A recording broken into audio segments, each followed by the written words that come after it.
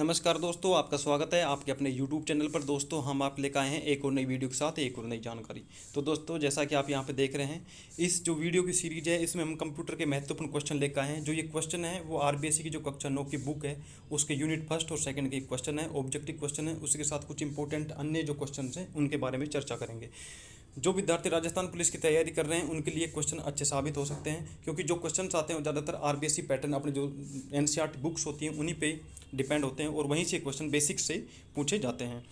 तो अगर आप चैनल पर नए हैं तो कृपया चैनल को सब्सक्राइब जरूर कर लें। इसी के साथ आप अपनी तैयारी को देख सकते हैं कि आपके कितने क्वेश्चन इसमें सही होते हैं, कितने गलत होते हैं।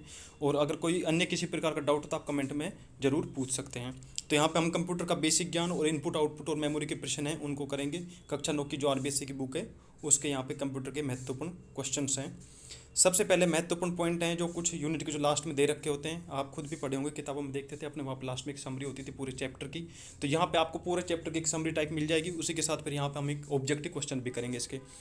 सबसे पहले यहाँ पे आप देख सकते हैं जैसे कि आज का जीवन कोई ऐसा क्षेत्र नहीं जिसमें कंप्यूटर का उपयोग नहीं किया जा रहा है। तो हमें यहाँ पे सिर्फ इंपॉर्टेंट चीज़ों पर ध्यान देना है। जैसे कंप्यूटर की अगर पूछें तो कंप्यूटर शब्द किससे बना है, तो ये अंग्रेजी के कंप्यूट शब्द से बना है, जिसका अर्थ होता है गणना करना।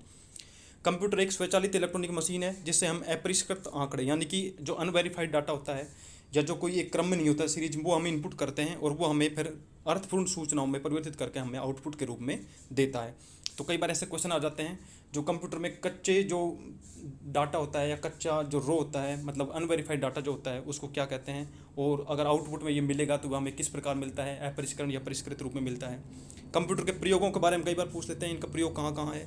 तो आप देख सकते हैं मौसम संबंधी अनुसंधान, मौसम का पूर्वानुमान, अंतरिक्ष संबंधी अनुसंधान, सूचना का प्रशासन, ई कॉमर्स, पुस्तक प्रकाशन में, अन्य सभी कार्यों में इनका प्रयोग होता है। नेक्स्ट इन्होंने बताया कंप्यूटर की अगर विशेषताएं आपसे पूछी जाएँ तो कंप्यूटर की विशेषता जैसे गति, शुद्धता, सक्षमता, स्मरण शक्ति, व्यापकता, उपयोगिता। कंप्यूटर की सीमाएं कहाँ तक हैं, मतलब कंप्यूटर सोचने समझने का अभाव है अभी इसमें और बुद्धि का अभाव है। कंप्यूटर वायरसों का खतरा भी इसके ऊपर है।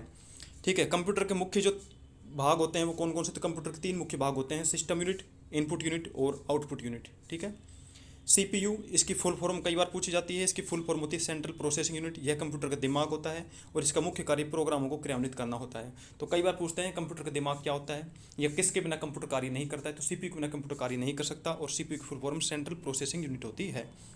एएलयू सीपीयू का एक पार्ट होता है जिसमें कंट्रोल यूनिट, एएलयू, रजिस्टर्स और मेमोरी होते हैं। तो एएलयू की अगर बात करें तो एएलयू क्या होता है, इसकी फुल फॉर्म जो होती है अर्थमेटिक लॉजिकल यूनिट होती है। ठीक है ना, ये जो अंक गणितीय और तार्किक क्रिया करने के लिए कार्य करता है। तो एएलयू का कार्य क्या होता है, कई बार क्वेश्चन आ जाते हैं सीधा वहाँ पे एएलयू का कार्य क्या होता है और एएलयू किस चीज़ में कार्य करता है, तो सीपीयू के अंदर आता है ये एएलयू, कंट्रोल यूनिट, रजिस्टर और मेमोरी। एएलयू का कार्य अंक गणितीय और तार्किक क्रिया करने का कार्य होता है। एएलयू की फुल फॉर्म जो होती है अर्थमेटिक और लॉजिकल यूनिट होती है। नेक्स्ट जब इन्होंने दिया है कि अनुप्रयोग, यानी कि हम जो यूज करते हैं उसके आधार पर कंप्यूटर कितने प्रकार होते हैं। कंप्यूटर 3 प्रकार के होते हैं: एनालॉग, डिजिटल कंप्यूटर और हाइब्रिड कंप्यूटर होते हैं। नेक्स्ट में उन्होंने बताया कंप्यूटर का अगर आकार के आधार पर हम बात करें तो कंप्यूटर कितने प्रकार के होते हैं। तो कंप्यूटर जो अगर आकार के आधार पर बात करें तो कंप्यूटर 4 प्रकार के होते हैं: micro computer, mini computer, main frame computer और सुपर कंप्यूटर। 4 प्रकार के कंप्यूटर होते हैं इसमें। ठीक है, परम की अगर बात करें तो परम पूरी तरह से भारत में विकसित किया गया विलक्षण गुणों और अद्वितीय क्षमता वाला बहुउपयोगी सुपर कंप्यूटर, यानी भारत का पहला सुपर कंप्यूटर जो था परम सीरीज का था। तो क्वेश्चन अगर आता है तो कि भारत में सबसे पहले जो सुपर कंप्यूटर का आविष्कार किया था कौन सा था, तो परम का था। इसकी खोज जो की थी सीडैक पुणे, जो कि अपनी यहाँ पे कंप्यूटर जो डिजाइनिंग का कार्य करती है। ठीक है, तो सीडैक पुणे के नाम से एक संस्था थी, उसने इसकी खोज की थी। मेमोरी क्या होती है, कंप्यूटर का कार्यकारी संग्रह है जहाँ डाटा, सूचना और प्रोग्राम संग्रहित रहते हैं और आवश्यकता के समय तत्काल उपलब्ध हो जाते हैं, उसे मेमोरी कहते हैं। मेमोरी को भी मुख्यतः 2 भागों में बांटा जाता है: मुख्य मेमोरी और बाह्य मेमोरी। हमने अभी बताया था कि सीपीयू के जो पार्ट होते हैं उसमें ALU, arithmetical logic unit, control unit, memory और रजिस्टर्स होते हैं। तो मेमोरी जो होती है वो मुख्य मेमोरी जो होती है एएलयू के अंतर्गत जो आती है सीपीयू के अंदर वो होती है, और बाह्य मेमोरी जो हम एक्सटर्नल मेमोरी ज्वाइंट ऐड करते हैं जैसे फ्लॉपी डिस्क, हार्ड डिस्क या अपने मेमोरी कार्ड, पेन ड्राइव जो भी कुछ होते हैं ये सब आते हैं बाह्य मेमोरी के पार्ट होते हैं। ठीक है, मुख्य मेमोरी को 2 भागों में विभक्त किया जाता है: अस्थायी जिसको रैम बोलते हैं और स्थायी रोम होते हैं। कई बार परमानेंट ये क्वेश्चन कई बार क्वेश्चन में पूछा गया है पेपरों में कि वोलेटाइल और नॉन वोलेटाइल क्या होता है। जो स्थायी मेमोरी होती है उसको नॉन वोलेटाइल कहते हैं और वोलेटाइल होती है जो अस्थायी मेमोरी होती है, मतलब रैम एक अस्थायी मेमोरी होती है। अस्थायी का मतलब अगर आपकी पावर ऑफ हो जाएगी तो इसमें जो डाटा होता है वो डिलीट हो जाता है। रोम जो होती है अगर आपकी पावर ऑफ हो जाएगी तो भी इसमें डाटा स्टोर रहता है। ठीक है, उसके बाद में पूछते हैं बिट। बिट क्या होते हैं? मेमोरी की सबसे छोटी इकाई है। बाइनरी अंक प्रणाली में इसका मान 0 अथवा 1 होता है। आपको पता है कंप्यूटर जो है मशीनी भाषा समझता है, यानी 0-1 में कोड लेता है।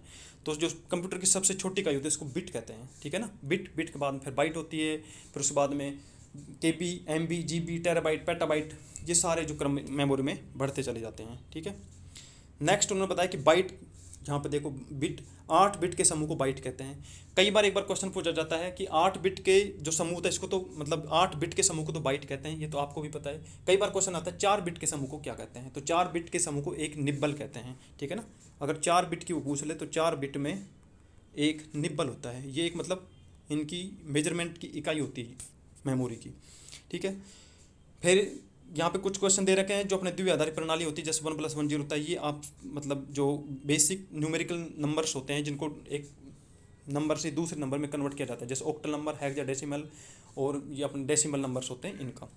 उसके बाद में फिर इसमें 2 चीज़ दे रखी है, हार्डवेयर और सॉफ्टवेयर। हार्डवेयर क्या होते हैं, सॉफ्टवेयर क्या होते हैं? कंप्यूटर से जुड़े सभी भौतिक भाग जिन्हें हम देख सकते हैं, छू सकते हैं, हार्डवेयर कहलाते हैं। और कंप्यूटर से कार्य करवाने के लिए उसे दिए जाने वाले निर्देशों को सॉफ्टवेयर कहते हैं, ठीक है ना। कंप्यूटर के विकास क्रम को 5 पीढ़ियों में विभक्त किया गया है। और जो भी हम यूज़र भाषा को मशीन भाषा में बदलने के लिए ट्रांसलेटर सॉफ्टवेयर की आवश्यकता होती है। आपको पता है कि कंप्यूटर सिर्फ मशीनी भाषा समझता है, तो जो भी हम इनपुट देते हैं उस सब को कन्वर्ट करने के लिए वहाँ पे ट्रांसलेटर की आवश्यकता होती है। कंप्यूटर की भाषाओं को 3 भागों में बांटा गया है, निम्न स्तरीय, असेंबली भाषा और हाई लेवल लैंग्वेज, उच्च स्तरीय भाषा, ठीक है ना। निम्न स्तरीय भाषा, असेंबली भाषा और उच्च स्तरीय भाषा, ये तीनों प्रकार की अलग अलग लैंग्वेज होती हैं, ठीक है। उसके बाद इन्होंने बताया कि सॉफ्टवेयर मुख्यतः 2 प्रकार के होते हैं, सिस्टम सॉफ्टवेयर और एप्लीकेशन सॉफ्टवेयर। सिस्टम और एप्लीकेशन। सिस्टम सॉफ्टवेयर क्या होते हैं? सिस्टम सॉफ्टवेयर वो सॉफ्टवेयर होते हैं जिनके बिना सिस्टम कार्य नहीं करता, मतलब यूजर इंटरफेस सॉफ्टवेयर होते हैं, उनके बिना कंप्यूटर कार्य नहीं करेगा, वो सिस्टम में पहले से इंस्टॉल होते हैं, यानी प्री इंस्टॉल्ड होते हैं। जब भी आप कोई नया फ़ोन खरीदते हैं या कोई नया कंप्यूटर लेकर आते हैं तो कुछ चीज़ें ऐसी होती हैं जो उसमें पहले से ही इंस्टॉल होकर आती हैं। एप्लीकेशन सॉफ्टवेयर वो होते हैं जिनकी हमें ज़रूरत होती है उस हिसाब से हम डाउनलोड करते हैं। जैसे हमें MS वर्ड पे काम करना है तो उसको डाउनलोड करेंगे, हमें व्हाट्सअप चलाना है तो व्हाट्सअप डाउनलोड करेंगे, टेलीग्राम चलाना है तो वो डाउनलोड करेंगे। ये सब एप्लीकेशन सॉफ्टवेयर होते हैं, ठीक है। Compiler, interpreter, assembler, operating system, ये सब सॉफ्टवेयर के ही उदाहरण होते हैं, ठीक है ना। कंपाइलर है, इंटरप्रेटर, असेंबलर, ऑपरेटिंग सिस्टम, इनके बिना कभी भी कंप्यूटर कार्य नहीं करता, तो ये सिस्टम सॉफ्टवेयर होते हैं। एप्लीकेशन सॉफ्टवेयर, जो एप्लीकेशन हमें यूज है, जिनकी रिक्वायरमेंट होती है उसको हम डाउनलोड करते हैं, तो वो हमारे लिए है, यूजर डिफाइंड होती है, ठीक है, तो वो एप्लीकेशन सॉफ्टवेयर के अंतर्गत आती है। अब बात करते हैं जो यहाँ पे क्वेश्चन इन्होंने दे रखे हैं। ये जो क्वेश्चन है RBSC की बुक के हैं, इंपॉर्टेंट क्वेश्चन हैं, परीक्षाओं के हिसाब से बहुत ही महत्वपूर्ण सवाल हैं, ज़्यादातर क्वेश्चन इन्हीं बुकों में से पूछे जाते हैं। सबसे पहला क्वेश्चन है, कंप्यूटर में डाटा स्वीकार करने वाली युक्ति कौन सी होती है? आप इन क्वेश्चनों का आंसर अपने कोई कॉपी पेन में लिख सकते हैं या आप अंदाजा लगा सकते हैं इसमें से कौन सा आंसर होगा, कितने सवाल सही होते हैं, कितने गलत होते हैं, आपकी कहाँ पे अभी कमी रह गई है। और जितना पेपर जो राजस्थान पुलिस का नज़दीक आ रहा है उसमें सबसे अच्छा है कि आप प्रीवियस ईयर्स के क्वेश्चन या RBSC की जो बुक है इनके क्वेश्चनों के जो ऑब्जेक्टिव क्वेश्चन है इनकी जितने ज़्यादा प्रैक्टिस करेंगे उतना सबसे अच्छा रहेगा। यहाँ पे लिख रखा है कंप्यूटर में डाटा स्वीकार करने वाली युक्ति क्या होती है। तो कंप्यूटर में अगर डाटा स्वीकार यानी कि कंप्यूटर में डाटा को इनपुट कराना है तो स्वीकार कौन करेगा? तो इनपुट यूनिट के द्वारा ही कंप्यूटर में डाटा को स्वीकार करवा सकते हैं। नेक्स्ट क्वेश्चन है, कंप्यूटर की किसी विशिष्ट भाषा में लिखे गए निर्देशक समूह को क्या कहते हैं? कंप्यूटर की किसी विशिष्ट भाषा में लिखे गए निर्देशक समूह को क्या कहते हैं? प्रोग्राम, डाटा, सूचनाएं और उपरोक्त सभी, ठीक है। तो यहाँ पे जो राइट आंसर होगा प्रोग्राम, ठीक है ना। किसी विशिष्ट भाषा में लिखे गए निर्देशक समूह को प्रोग्राम कहते हैं। नेक्स्ट क्वेश्चन नंबर 3 है, कंप्यूटर से जुड़े सभी भौतिक भाग जिन्हें हम देख सकते हैं और छू सकते हैं वो क्या कहलाते हैं? अभी हमने महत्वपूर्ण पॉइंट में ये चीज़ पढ़ी थी। कंप्यूटर के जुड़े जो सभी भौतिक भाग जिन्हें हम देख सकते हैं और छू सकते हैं उन्हें क्या कहते हैं? यहाँ पे ऑप्शन है सॉफ्टवेयर, हार्डवेयर, प्रोग्राम और उपरोक्त में से कोई नहीं, ठीक है। तो यहाँ पे जो इसका राइट आंसर होगा वो होगा हार्डवेयर। ये 3 क्वेश्चन है, इन तीनों का आंसर आप देख सकते हैं। नेक्स्ट क्वेश्चन की अगर बात करें यहाँ पे तो 1 बाइट में क्या होता है? 4 बिट, 8 बिट, 16 बिट और 32 बिट, एक मेमोरी का पार्ट है। तो 1 बाइट में कितने बिट होते हैं, ठीक है। तो यहाँ का जो राइट ऑप्शन है वो 8 बिट होगा। मैंने अभी बताया था 4 बिट बराबर एक निब्बल होती है, ठीक है ना। ये मेमोरी की बाइट से छोटी इकाई होती है। 4 बिट में एक निब्बल होती है, 8 बिट में पूरा 1 बाइट होता है, ठीक है ना। और 1024 बाइट में 1 KB होता है। KB के बाद में MB, GB, टेराबाइट, ये पूरी जो मतलब मेमोरी का क्रम चलता चला जाता है। नेक्स्ट सवाल है, पेट्रोल पंप पे तेल मापने के लिए प्रयुक्त कंप्यूटर कैसा होता है? डिजिटल, एनालॉग, मेन फ्रेम और सुपर कंप्यूटर। तो पेट्रोल पंप पर तेल मापने के लिए जो कंप्यूटर प्रयुक्त होता है वो एक सुपर कंप्यूटर होता है, ठीक है ना। क्योंकि वो जो तेल निकल रहा है उसको भी माप रहा है, आपकी प्राइस रेट के हिसाब से कैलकुलेशन करके रुपए भी बता रहा है, कितने हिसाब से जा रहा है, तो उसको सुपर कंप्यूटर के एज बोलते हैं, ठीक है। नेक्स्ट चलते हैं सेकंड यूनिट। सेकंड यूनिट में इनपुट आउटपुट और उसके अलावा जो मेमोरी से रिलेटेड क्वेश्चंस आएंगे। सबसे पहले उसमें भी महत्वपूर्ण बिंदु हैं, उनके बारे में एक बार नज़र डाल लेते हैं, ठीक है। इनपुट युक्तियों की सहायता से उपयोगकर्ता यूजर द्वारा कंप्यूटर में आंकड़े, सूचनाएं तथा निर्देश डाले जाते हैं। अभी हमने जो पहला क्वेश्चन ये वही था, पहले चैप्टर का जो था। अब भाई जो कंप्यूटर में कोई भी डाटा अगर डालना हो तो किसके द्वारा डाला जाता है, वो डाला जाता है इनपुट युक्तियों के द्वारा। तो यहाँ पे उन्होंने बताया कि इनपुट युक्तियों की सहायता से उपयोगकर्ता कंप्यूटर में आंकड़े, सूचनाएं और निर्देश डाले जाते हैं। तो इनपुट के लिए सर्वाधिक उपयुक्त होने वाला महत्वपूर्ण इनपुट उपकरण कौन सा है, मतलब सर्वाधिक जो और सबसे ज़्यादा इनपुट के रूप में यूज होने वाला उपकरण कौन सा होता है। तो कीबोर्ड एक ऐसी इनपुट डिवाइस है जो सबसे ज़्यादा यूज की जाती है। टाइपराइटर का एक संशोधित रूप होता है। ठीक है। कंप्यूटर के संचालन के लिए प्रयुक्त होने वाले महत्वपूर्ण उपकरणों में से माउस भी एक है, क्योंकि माउस के बिना भी इनपुट नहीं कर सकते आप। माउस का आकार चूहे जैसा होने का इसे माउस कहा जाता है।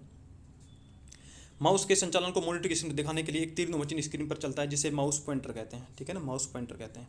माउस पॉइंटर, जहाँ पे माउस का पॉइंटर चलता रहता है उसको माउस पॉइंटर कहते हैं। एक माउस में कई बार क्वेश्चन आता है ड्रैग एंड ड्रॉपिंग स्टाइल क्या होती है माउस की, मतलब अगर माउस आप एक बार माउस में जैसे सामने 2 बटन होते हैं, ठीक है, तो लेफ्ट बटन पे जब आप एक बार कोई ऑब्जेक्ट पे एक बार लेफ्ट बटन क्लिक करके और उसको अगर मूव करवाएंगे तो वो चीज़ वहाँ से जाकर जहाँ पे आप छोड़ेंगे वहाँ पे चली जाए। इसको ड्रैग एंड ड्रॉप कहते हैं, मतलब यहाँ से एक चीज़ उठाई और दूसरी जगह आपने डाल दी, तो उसको ड्रैग एंड ड्रॉप सिस्टम कहते हैं। कई बार क्वेश्चन आ जाता है माउस को रखने के लिए किसका यूज किया जाता है, तो माउस को कहाँ रखा जाता है, तो माउस को माउस पैड पर रखा जाता है। जॉयस्टिक स्क्रीन पर चित्रों को हिलाने व चलाने आदि का कार्य करता है। इसका उपयोग मुख्यतः कंप्यूटर गेम्स में किया जाता है। ये भी एक इनपुट डिवाइस होती है, जॉयस्टिक जो होती है। लाइट पेन भी इनपुट डिवाइस होती है जो सीधे लिखने का कार्य करती है और ग्राफिक्स बनाने में इसका यूज होता है। उसके बाद में आउटपुट यूनिट डिवाइसेज की अगर बात करें तो कौन कौन सी चीज़ें हैं, तो कंप्यूटर की सहायता से, जिनकी सहायता से कंप्यूटर उपयोगकर्ता जो है आंकड़ों, सूचनाओं, निर्देशों आदि के परिणाम प्रक्रिया के पश्चात उपयोगकर्ता को प्रस्तुत करता है, उनको आउटपुट डिवाइसेज कहते हैं। ठीक है। उसके बाद में आता है सबसे ज़्यादा यूज में होने वाली जो आउटपुट डिवाइस है वो अपने मॉनिटर होती है। ठीक है। मॉनिटर को विजुअल डिस्प्ले यूनिट भी कहते हैं, VDU शॉर्ट में बोलते हैं इसको। मॉनिटर जो 2 प्रकार के होते हैं, CRT और FPD। ठीक है। CRT मॉनिटर और FPD मॉनिटर। CRT की फुल फॉर्म क्या होती है, कैथोड रे ट्यूब, और FPD की होती है फ्लैट पैनल डिस्प्ले। ठीक है ना। CRT मॉनिटर जो पुराने ज़माने में जैसे जो कंप्यूटर होते थे जो पीछे से बड़े होते थे थोड़े से, और अपने घरों में जो पहले जो टीवी आती थी, आजकल फ्लैट पैनल डिस्प्ले जिसको अपन LCD LED ये बोलते हैं, ये फ्लैट पैनल डिस्प्ले होती हैं। ठीक है। प्रिंटर जो एक आउटपुट डिवाइस है, ये भी 2 प्रकार के होते हैं, एक इम्पैक्ट प्रिंटर होता है, एक नॉन इम्पैक्ट। इम्पैक्ट प्रिंटर क्या होता है, जिसमें कागज़, स्याही और जो छापने वाली जो हेड पिन होती है उनमें अगर कॉन्टैक्ट हो, वो आपस में अगर आवाज़ करती हैं या एक दूसरे कॉन्टैक्ट में आती है, उसको इम्पैक्ट कहते हैं। नॉन इम्पैक्ट जिसमें पेज में और जो हेड पिन होती है जो छापने की, उनमें कोई कॉन्टैक्ट नहीं होता या आवाज़ नहीं आती, वो नॉन इम्पैक्ट प्रिंटर होते हैं। इम्पैक्ट प्रिंटर के कुछ उदाहरण हैं यहाँ पे। कई बार क्वेश्चन जो पूछे जाते हैं एग्जाम्स में ऐसे पूछे जाएंगे, जैसे इम्पैक्ट और जो नॉन इम्पैक्ट के यहाँ पे जो कुछ उदाहरण दे रखे हैं, जैसे डॉट मैट्रिक्स है, डेजी व्हील है, चैन है, बैंड प्रिंटर, ड्रम प्रिंटर, ये इम्पैक्ट प्रिंटर के उदाहरण है। और नॉन इम्पैक्ट प्रिंटर इसके उदाहरण कौन कौन से, तापीय प्रिंटर, इंकजेट प्रिंटर और लेजर प्रिंटर। वहाँ पे एक क्वेश्चन में क्या करेगा, कोई भी 3 इनमें से ले लेगा, ठीक है, और एक इनमें से, और इनमें से एक पूछ लेगा इनमें से कौन सा एक नॉन इम्पैक्ट प्रिंटर है या इनमें से कौन सा एक डिफरेंट है। ठीक है ना। तो इस प्रकार आपको इनके एग्जांपल भी याद होने चाहिए, इम्पैक्ट प्रिंटर के एग्जांपल कौन से हैं, नॉन इम्पैक्ट प्रिंटर के एग्जांपल कौन कौन से हैं। ठीक है। इन सब के बारे में, इनकी जो कुछ विशेषताएँ होती हैं, जैसे इनकी स्पीड कितनी होती है, ये पेज एक साथ छापते हैं, लाइन एक साथ छापते हैं या करेक्टर एक साथ छापते हैं, इन सब के बारे में।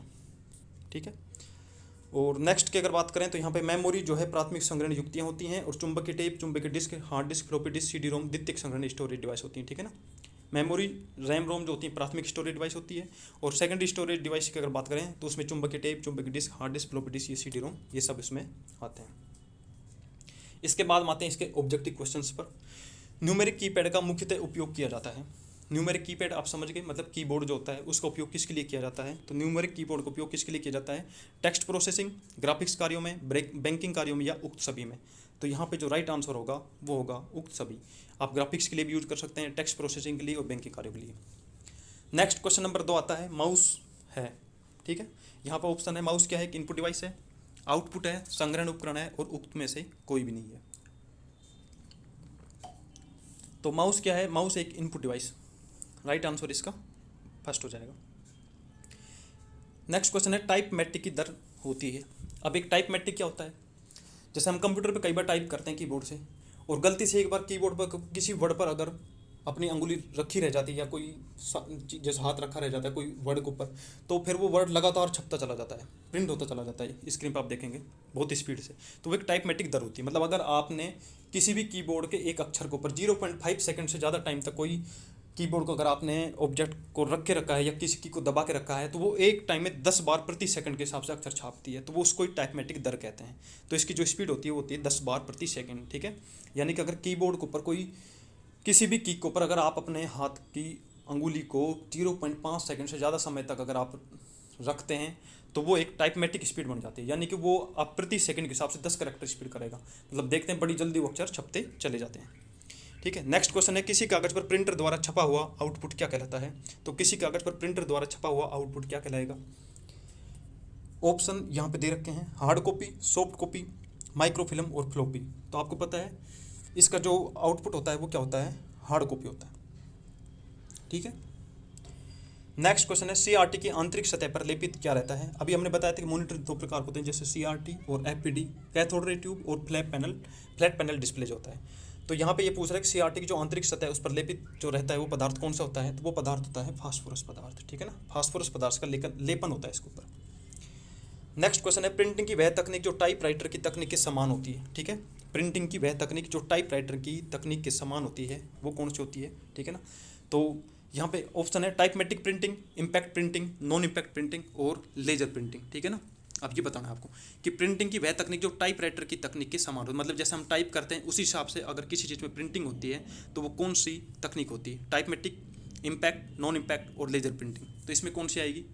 इसमें आएगी इम्पैक्ट प्रिंटिंग, क्योंकि इम्पैक्ट प्रिंटिंग जैसे हम कीबोर्ड पे किसी चीज़ को दबाते हैं जब कोई अक्षर डिस्प्ले होता है, उसी प्रकार इम्पैक्ट प्रिंटिंग क्या होता है? जब कोई पिन हेड किसी कागज़ पर प्रेस होती है तो उसके बाद वो अक्षर उस पर छपता है। तो इसलिए इसको प्रिंटिंग की वह तकनीक है जो टाइपराइटर की तकनीक के समान ही होती है। ड्रम प्रिंटर क्या होता है?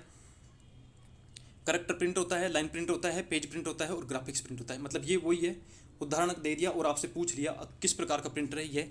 मैंने बताया था कि अभी प्रिंटर के इन चीज़ों के बारे में आपको फोकस करना है, उनकी स्पीड कितनी है, वो एक साथ किसी करेक्टर को छापते हैं या लाइन को छापते हैं या पूरे पेज को छापते हैं एक साथ। तो ये क्वेश्चन वही है, ड्रम प्रिंटर क्या होता है? करेक्टर प्रिंटर है, लाइन प्रिंटर है, पेज प्रिंटर है या ग्राफिक्स प्रिंटर है?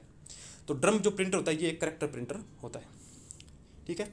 नेक्स्ट क्वेश्चन है, प्राथमिक संग्रहण माध्यम क्या होता है? तो मैंने बताया था कि प्राथमिक जो मेमोरी अपनी जो स्टोरेज होती है दो प्रकार की होती है, प्राइमरी और सेकेंडरी। और प्राइमरी जो संग्रहण होता है उसको हम मेमोरी बोलते हैं, ठीक है। तो मेमोरी के जो पार्ट होते हैं रैम और रोम होते हैं।